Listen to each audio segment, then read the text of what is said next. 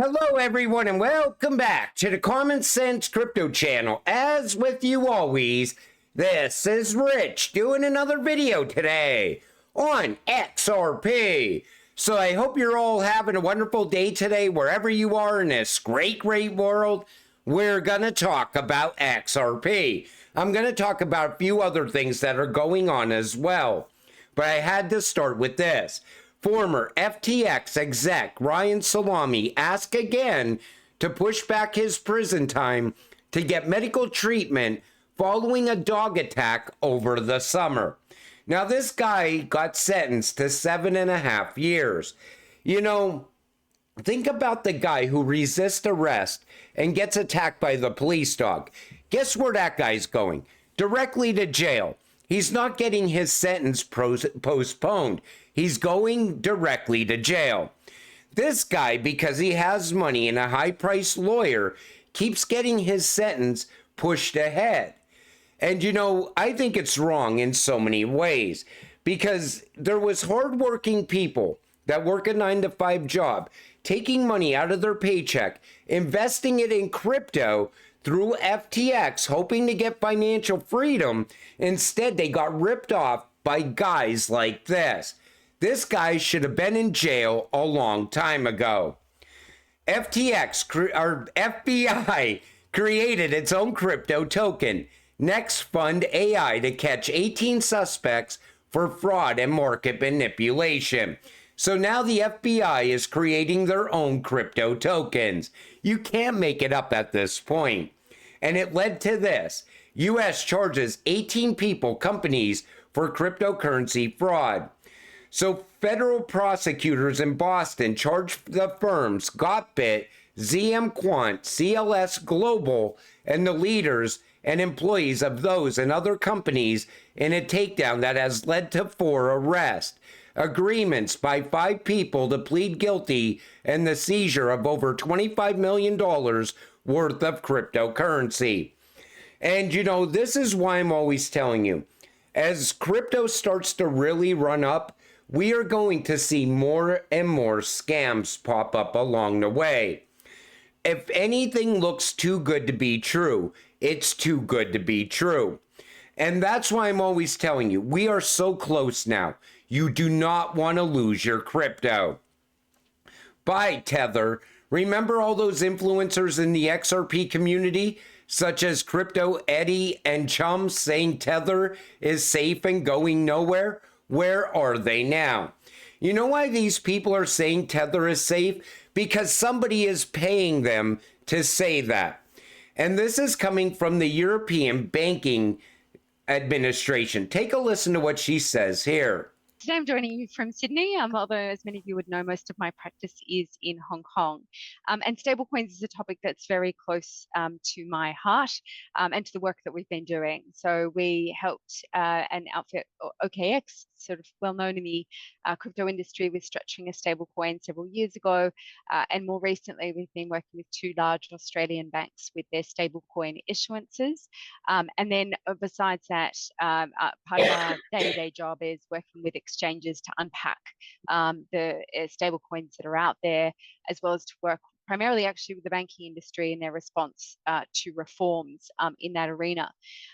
The other key angle to this, of course, is what is happening more generally with the modernization of money. So some of the materials that are available to you, to which we contributed, were projects like the BIS Project Dynamo, and that is a great report, has a lot of detail in it, and not only just the sort of legal and regulatory issues, but broader issues relating to stable coins and tokenized deposits. But we've also been working with the BIS as well on Project Enbridge, which is a multi-CBDC project. The latest report is a great report by Visa. It's approximately 27.5 million users. And USDT, for example, has a market cap now of $112 billion US dollars. USDC, fair bit behind, but still high at 32 billion. And so it's a significant portion of the market. And of course, popularity is code for systemic risk. ChainSec has a comprehensive list of failed stablecoins, and there are lots of them. But some of the most prominent sort of issues that we've seen are things like the allegations in relation to reserve asset protection at Tether. It's almost a sport on Twitter or X, ruminating about what's going on with Tether Reserve. So they already see Tether as a risk.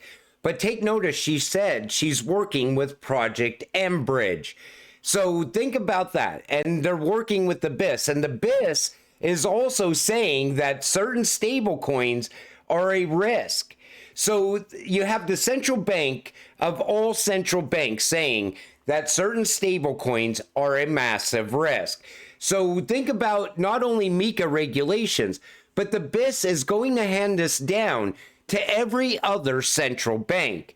Tether's days are numbered, and everybody sees it coming, but these influencers got to keep pushing the idea of Tether being safe.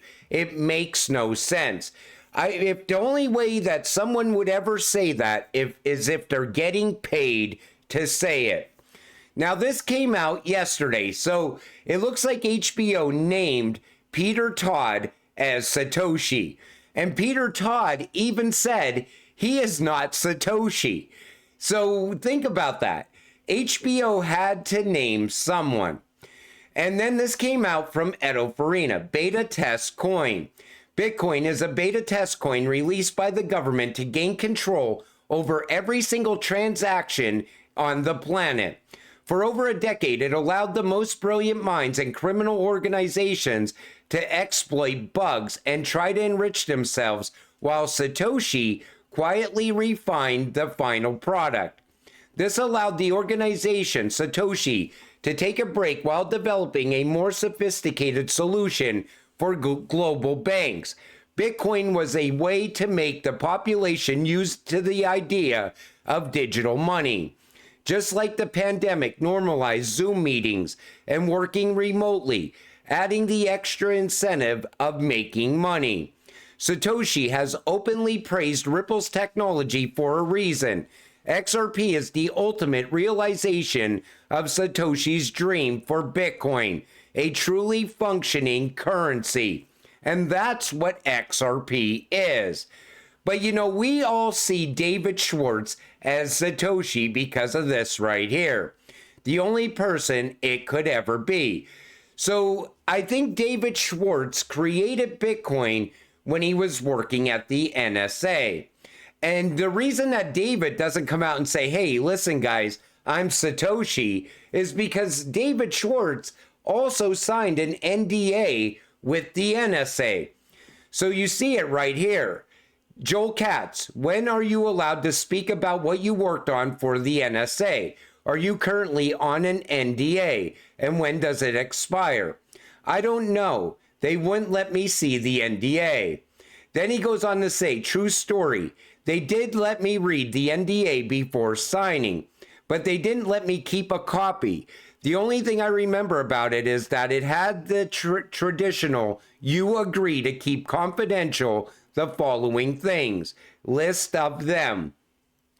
So David most likely would tell us a lot more if he wasn't under an NDA from the NSA. But when did XRP launch? Did Ripple XRP launch before Bitcoin? Ripple's concept originated in 2004 with a project called Ripple Pay, founded by Ryan Fugger. Ripple Pay was a decentralized platform aimed at providing secure and instant global transactions, but it was not a cryptocurrency.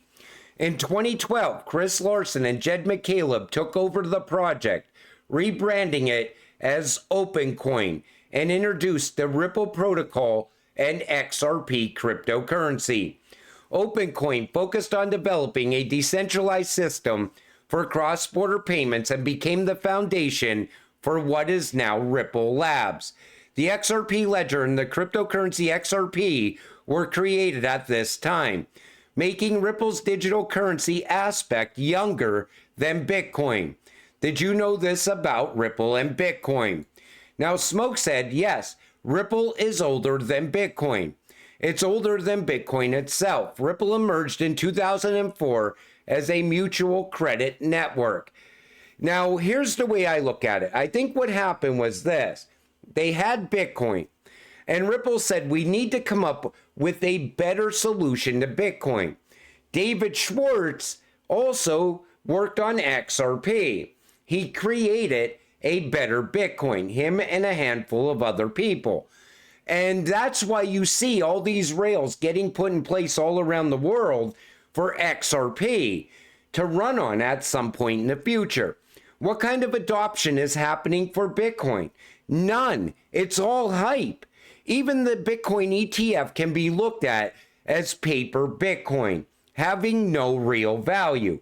It's all about BlackRock going on the mainstream media and saying, we see adoption coming for Bitcoin over the X amount of months. And other people saying it's getting adoption by all these institutions when it's really not. They're just buying fake Bitcoin through those ETFs. That's all that's going on. XRP, however, has rail after rail being set up all around the world because XRP is the future. Bitcoin is not. And you see it even here. PayPal pushing Bitcoin and Ethereum. So PayPal US business users can now hold and trade Bitcoin and Ethereum. Why not XRP? Why not XLM? Why not XDC or QNT? Because they want you buying the distraction.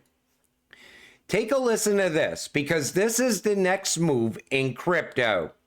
What's the next move in crypto and digital assets? We've seen everything pop off for NFTs. We've seen the DeFi bull run. We've seen meme coins go ballistic. Where should people be positioned if they want to catch the next wave of appreciation in digital assets? Well, I can't give you financial advice. I'm not a financial advisor, but I can tell you at Digital Wealth Partners, our advisors are looking at XRP and HBAR in particular. In the last week, we've seen trusts filed by Canary Capital to launch ETFs for both of those assets. And with more liquidity in those networks, I would see price appreciation and adoption at scale for those assets. So that is our focus over the next 6 months. So they see an XRP and HBAR ETF coming. You know, I kept saying it. Look at Ripple and Hedera. All throughout 2022, one of the worst years in crypto, Hedera and Ripple grew out more than any other network. It was everyday announcements for both Hedera and Ripple. Ripple was going and putting rails in place. Hedera was bringing more projects onto the network, still pushing ahead with payments at the same time. So it looks like now we're going to see an XRP and HBAR ETF. And again, even Bloomberg talks about the XRP ETF filing. And then they go on to say Ether ETF does not see so many inflows. Then they say Bitcoin could be a one and done game. In other words, saying that the Bitcoin ETFs are going to be the only ones out there. They didn't even mention XRP. They called it Ripple instead of XRP. They don't want people buying this cryptocurrency. That's what it comes down to. And that's why I'm always urging you not to sell too soon. Because whenever they don't want to talk about something on the mainstream media news, or they're not pushing a certain cryptocurrency at BlackRock, you know you're holding the future. They don't want anyone new buying XRP. They want all of the new investors coming into this space buying Bitcoin. And I see Bitcoin as their exit liquidity. You know, if something was to happen right now, say Tether was going to go down within the next 24 hours, BlackRock would get a phone call. Most likely, Michael Saylor would also get a phone call saying, listen, this is what's going on. They would be the first ones out the door on Bitcoin. And you know who would be their exit liquidity? All these retail investors that they keep herding into Bitcoin. But you don't see them herding people into XRP, do you? That's because XRP is going to run on its own utility and use case. XRP is the future. But until it happens, stay patient, stay positive, and let's get rich together. With that said, I'm going to wrap up this video. I want to thank you all for watching. I appreciate all of you. I'll see you in the next one. Have a great night.